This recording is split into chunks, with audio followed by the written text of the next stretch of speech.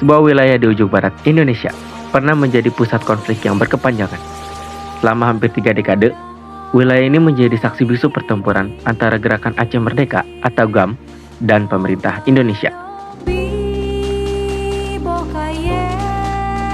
Ribuan nyawa melayang, luka sejarah terukir dalam-dalam, hingga akhirnya satu peristiwa besar mengubah segalanya.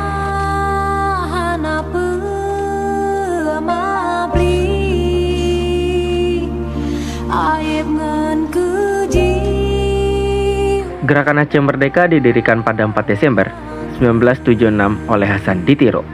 Ia dan para pengikutnya meyakini bahwa Aceh berhak berdiri sebagai negara sendiri, terpisah dari Indonesia.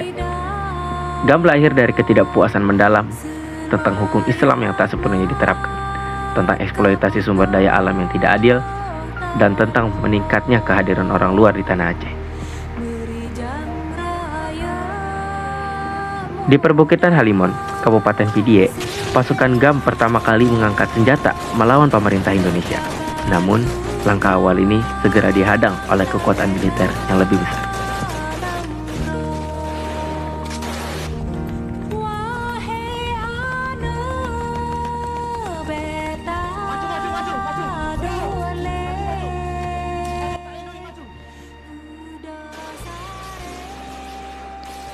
Perlawanan GAM tidak terhenti di situ. Dalam 3 dekade, konflik ini mengalami eskalasi besar pada 3 fase, yaitu tahun 1977, 1989, dan 1998.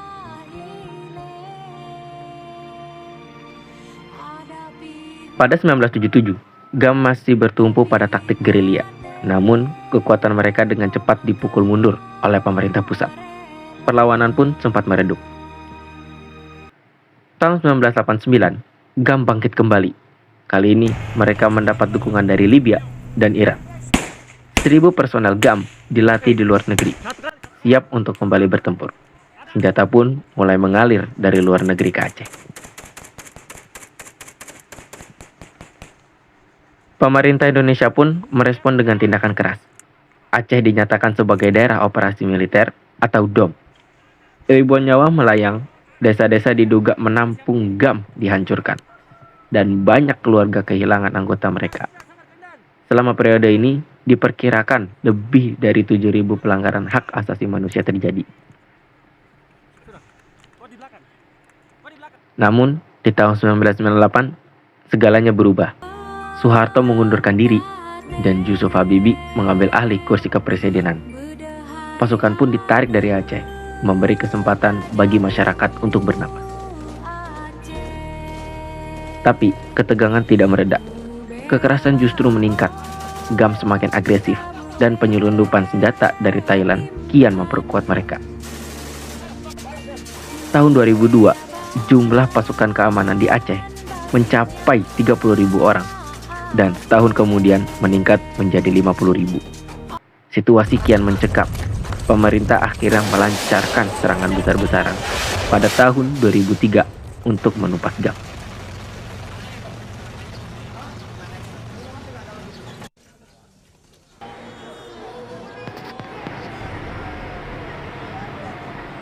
Namun, di tengah konflik yang berkecamuk, sebuah bencana besar melanda Aceh. Pada 26 Desember 2004, gempa dahsyat mengguncang bumi, diikuti oleh tsunami yang menelan ratusan ribu korban jiwa. Bantuan pun datang dari berbagai penjuru, dan di tengah kepedihan yang mendalam, sebuah kesadaran muncul. Konflik harus diakhiri. Pada 27 Februari 2005, pemerintah Indonesia dan GAM bertemu di Vantaa, Finlandia. Setelah 25 hari perundingan, akhirnya pada 17 Juli 2005, sebuah kesepakatan dicapai. 15 Agustus 2005, sejarah baru ditulis. GAM resmi meninggalkan perjuangan bersenjatanya dan bertransformasi menjadi Komite Peralihan Aceh. Kelihatan pada petinggi GAM dan tokoh-tokoh bisnis Aceh serta beberapa aktivis sipil yang berhasil keluar dari Aceh mulai datang ke tempat penandatangan.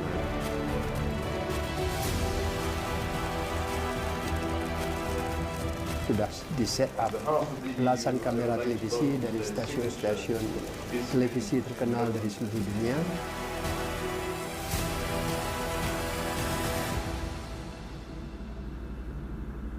Under this agreement, for the first time, Aceh have their own law, their own right to preserve their own resources. This is what we call self-government. And of course, in the context of the huge tsunami, it's only 8 months after the tsunami happened. After a peace agreement, maybe everybody feel like, wow, finally. Because when peace agreement is like two situations, we war and then tsunami. So everybody feel like, oh, it's time maybe. Some people feel like, finally we have a good life. Artasari was correct when he said, ultimately, no peace agreement Hari is ini, determined by the peace Aceh terus agreement. berbenah. It's Konflik yang pernah membekas telah menjadi bagian dari sejarah. Sebagai pengingat bahwa perang bukanlah jalan keluar. Aceh kini bangkit, melangkah maju dengan damai yang diperjuangkan dengan susah payah.